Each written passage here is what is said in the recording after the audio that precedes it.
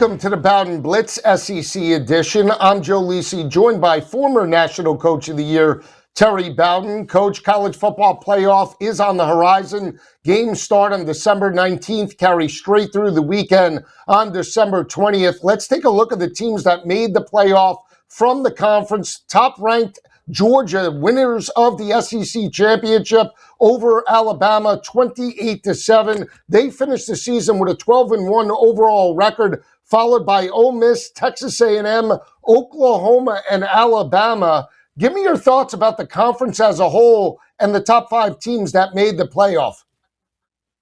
Well, I think the thing about the strength of the conference is all five of those teams are capable of getting hot and having a run right through the conference to the championship. But I think they're aligned just right. Georgia's at the top. I would have A&M above Ole Miss as the next strongest team in my mind. But everybody there is playing well enough. They've got enough talent that on a given Saturday they can win their football games and have the ability. It does go to show you how strong the conference is and how much they've looked at not just the record, but who they played, the strength of schedule, and how well they were playing toward the end of the schedule. And if you look at that schedule, I think you and I will agree, Georgia is playing the best at the end of the season. They've been trending toward their best football. They've probably got the best postseason coach in the business, and so you'd have to say Georgia is the one you got to look out for the most.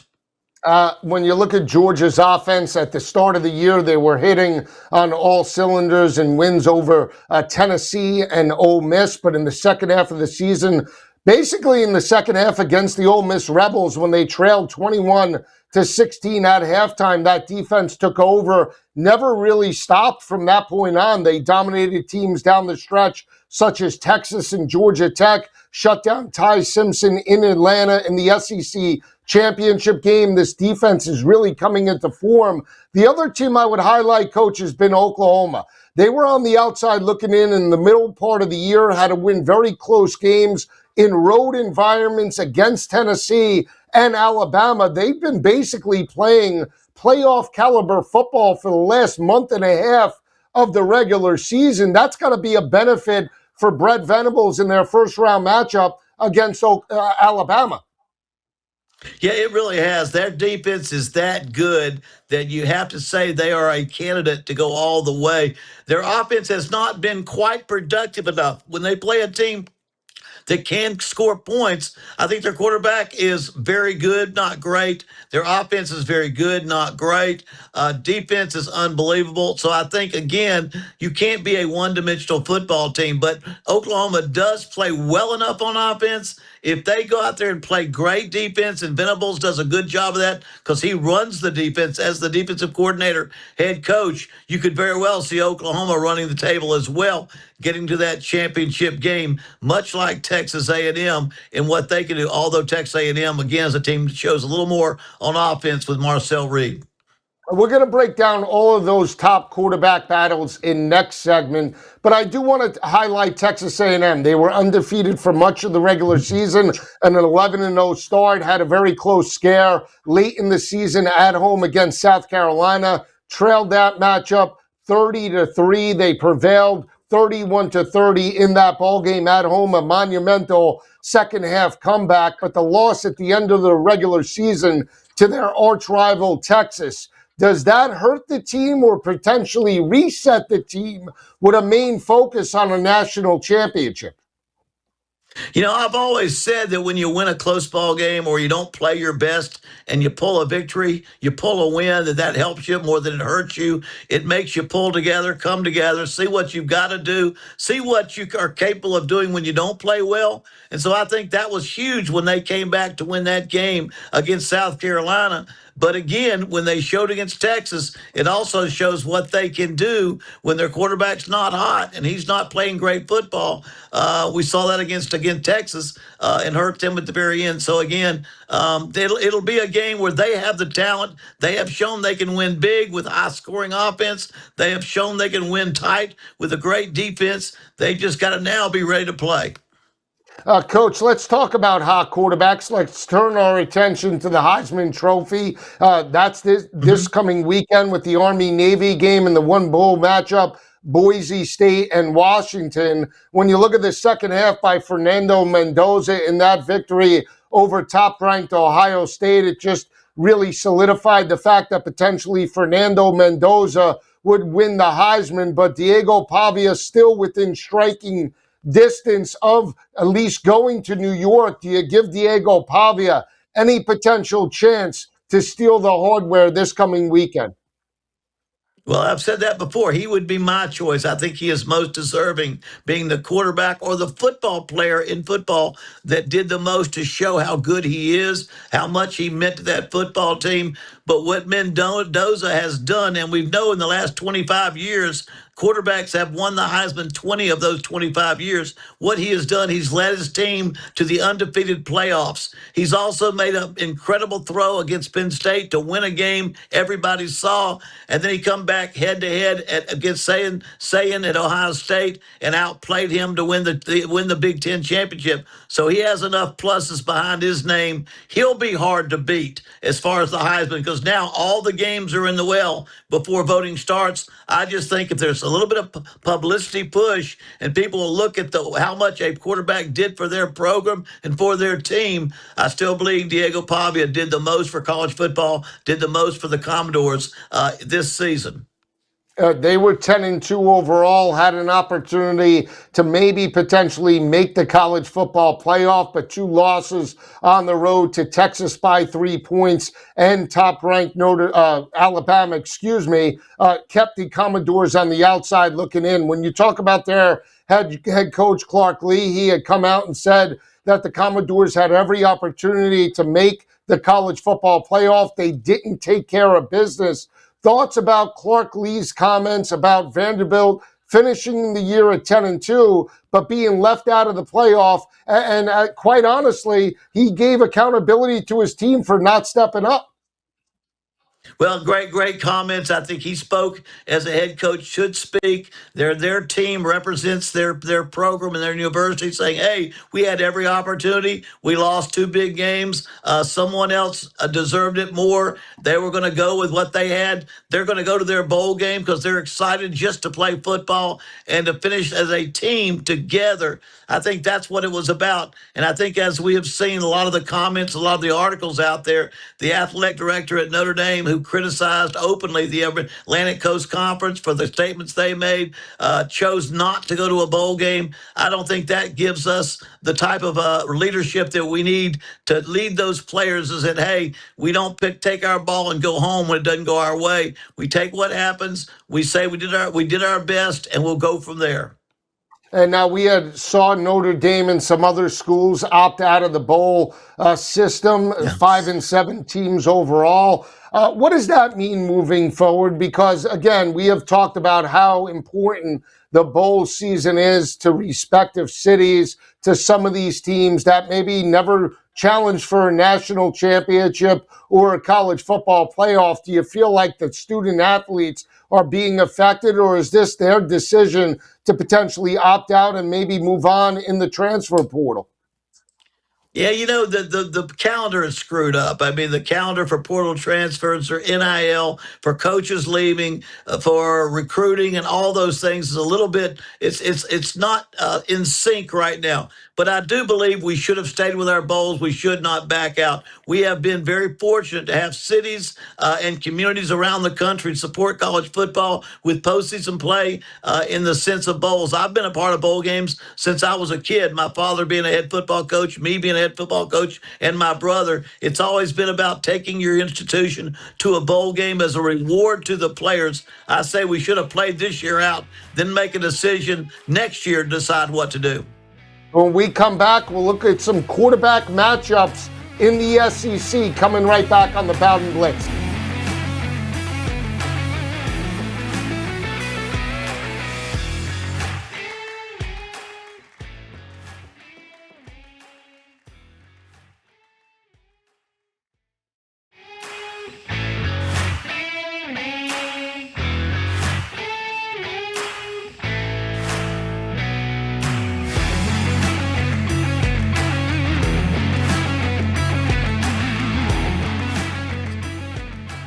All right, back on the Bowden Blitz, Joe Lisi and Coach Bowden breaking down some of the SEC quarterback battles. We'll start with the matchup on December 19th. It's a rematch of the game that took place in late November, where Oklahoma did pick up the 3-point win, 24-21 over top-ranked Alabama. Alabama was a 6.5-point home favorite. John Mateer in Oklahoma handed Alabama only their second home loss dating back to 2020. When you look at this matchup, Alabama now is a slight 1.5-point road favorite in Norman. Kalen DeBoer has lost his last 2 games to Oklahoma. Coach, how do you see this matchup playing out, but specifically from the quarterback matchup?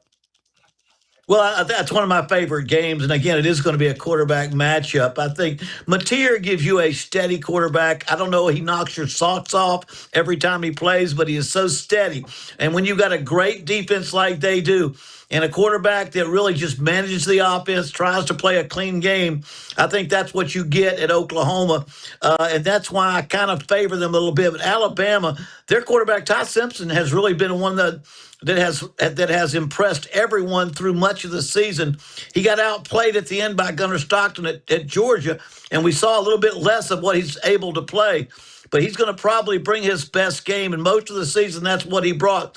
They depend on the passing attack so much at Alabama. They can't run the ball. They absolutely ran for nothing against Georgia. For that reason, a lot more pressure on Ty Simpson than on Mateer. That's why I like Oklahoma in this football game because, again, not so much pressure on the quarterback to be the guy.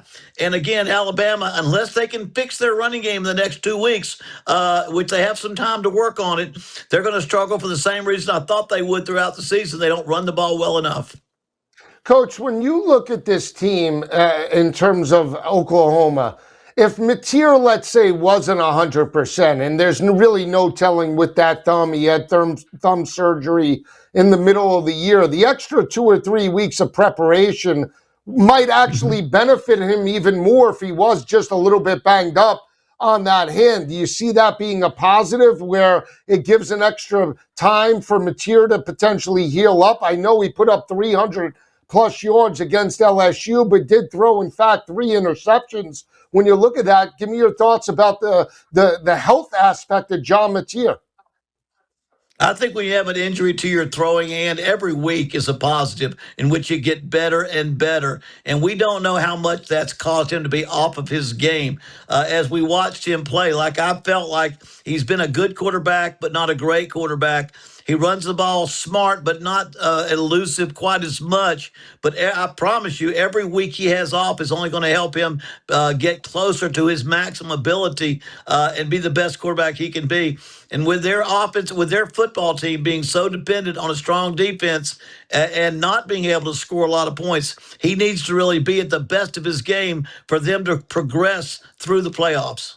Let's take a look at the other matchup in the conference. It's Texas A&M and Miami. We have Carson Beck squaring off against Marcel Reed.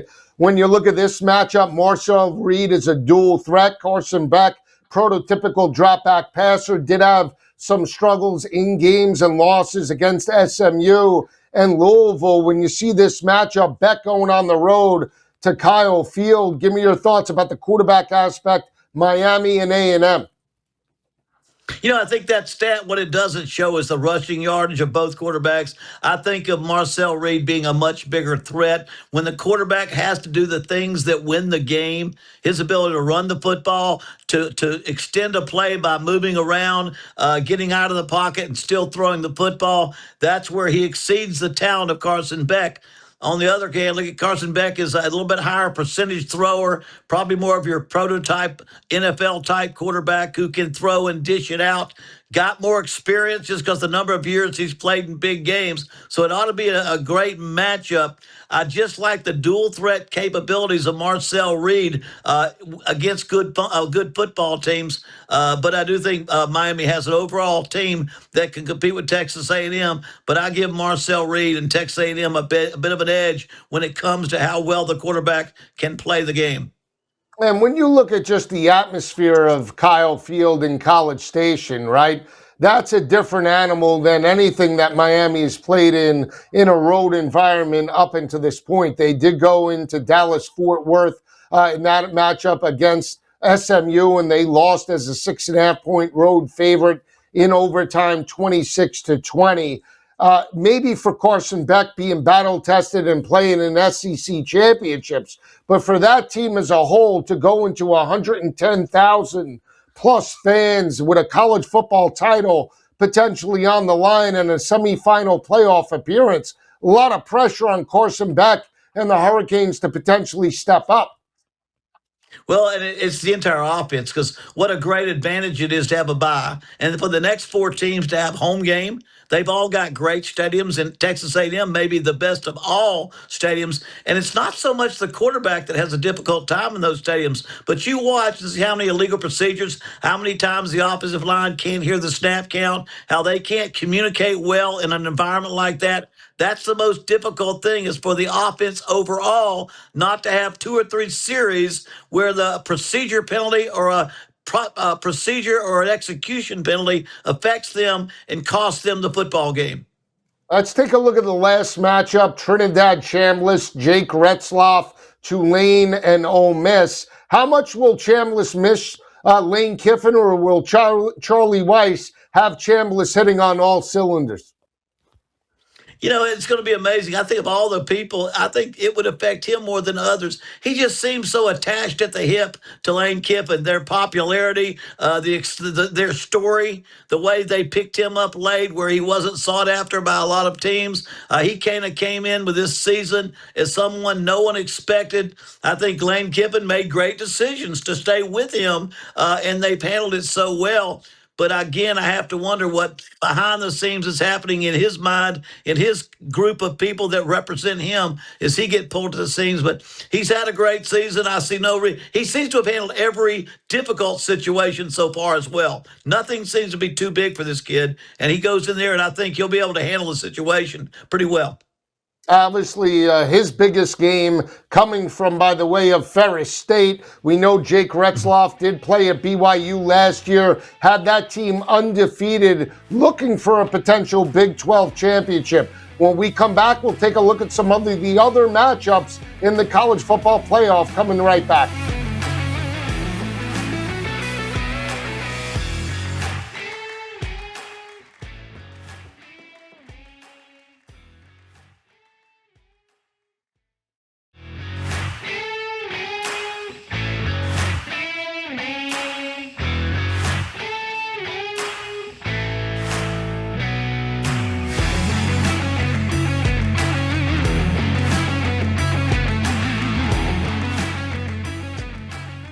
All right, back on the Bowden Blitz, wrapping it up, college football playoff as it relates to the SEC. We took a look at the first round matchups. Going to take a look at a deeper dive of Georgia. When you look at the Bulldogs this year, SEC championship caliber team, they knock off Alabama. Their sole loss came earlier in the year, 24-21, at the hands of Kalen DeBoer and the Alabama Crimson Tide. Alabama snapped Georgia's 33-game home winning streak at that particular time, but Kirby Smart and this team made adjustments. They showcased that in Atlanta last weekend. Coach, I think when you look at Kirby Smart, he's battle tested. He knows what he has with this team. And if we're looking at all the teams in the conference, this is the one that I honestly feel has the best chance to be hoisting the hardware at the end of the college football playoff. Yes, and a lot of that probably has to do with Kirby Smart. He's the only coach in this college football playoff that's been there before besides Ohio State. He's won 2 national championships. And remember, back when he was winning these teams, there was only a 14 playoff. The SEC championship was really the first round. You had to win that one, then you had to win the first round to get into the championship game. So twice he's gone through 3 big games to get to the championship. I think he understands how to prepare your team in the post game. We've watched Georgia get better and better, especially on offense. They've gotten better. Defensively, they continue to do well. Their running game got better. They've had great second halves as they made great on the field adjustments. All those things are indications of a coach that's been there before and knows how to prepare his team. And I promise you, with 2 weeks off, with the preparation they've got to have, they will have their team rested up, not practicing too much, not practicing too little, but just right in preparation for their playoff because he has been there before and he knows what he's heading into. Now, they'll face the winner of Ole Miss and Tulane. If it is Ole Miss, Coach, it's a rematch of that dynamic game that took place in October. Ole Miss did have a first-half lead. Georgia all of a sudden made halftime adjustments. They went toe-to-toe with Lane Kiffin and Trinidad Chambliss. They put up 40-plus points. They got the win and home cover over Ole Miss. In this type of setting, if it was Ole Miss in a rematch type of perspective, talk to me about how that interim staff goes up against Georgia's defense. I mean, it does. It seems to move in favor of Georgia in this situation as Ole Miss faces all the difficulties they have and the distractions they've been through against a Georgia football team. But again, you've got a team that did not win the first game. We've said it before, and we've seen it happen in previous games. The losing team the next time around comes back and plays much better and gets the win. We saw it in Duke game. We saw it in Georgia against Alabama. We've seen these teams come back in games and play better than the first half. Ole Miss very well could do that, but I don't see them being close enough to what Georgia can put together to go out there and give them enough competition to get to the next round. I want to talk about the two other teams that we brought up. Assuming that A&M gets through Miami, they'll square off with Ohio State. Give me a little thought about that matchup. Marcel Reed and Julian Sayin watching the Big Ten Championship play out this past weekend. You giving the edge to Ryan Day, or you still think Mike Elko and the Aggies could be live? Well, I mean, I really like Elko and the job he's done. I like Ryan Day because the football team he has. I think still, when you look at the team that's the most athletically talented NFL talent, both sides of the ball, stability and quality at quarterback, all those things have been in Ohio State's favor almost every single game they've played over the last 2 years. I don't think that's going to change completely against Texas A&M, but I like the way Elko has his team playing great defense. He's been able to get his team up for big football games. Think it'll be a great matchup, but it's going to be hard for me to pick against Ohio State again as they go through the playoffs because they, I mean, even more so than Georgia maybe, they are experienced in the playoff. They know what they need to do now. They lost their last game. If you remember last year, they lost to Michigan in the Big Ten Championship and came back and won it all. So they know what they've got to do as well. I'll just say this. If Oklahoma does get through Alabama, they'll face off against Fernando Mendoza in Indiana. I'll still give an inside edge to Brett Venables and the speed of Oklahoma. They get through that, they potentially could be lining up with Oregon and Texas Tech. Those are teams I think the Sooners match up well with. Coach, I mean, Brett Venables could be in a natty before you know it. These are really good football teams. I think we got a wonderful playoff. And again, we've got some G5 teams that we're going to see what they can do. But when it gets down to the other 10 teams, this is our great matchups we've got coming in the next 4 to 5 weeks. We'll see you next week. Enjoy the Army-Navy game this weekend. We'll be back next week with more college football playoff action.